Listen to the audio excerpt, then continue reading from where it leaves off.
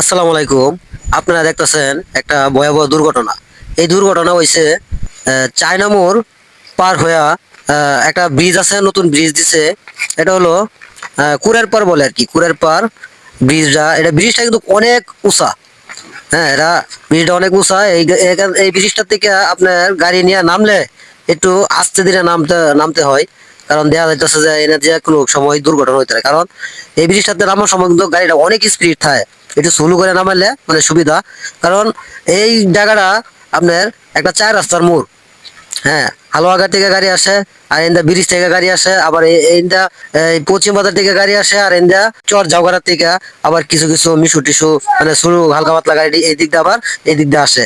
তো এই দিক দিয়ে আপনারা যখন গাড়ি চালাবেন তখন একটু সাবধানে চালায়েন যাতে কোনো দুর্ঘটনা না হয়। এটা কিন্তু একটা দুর্ঘটনার রাস্তা।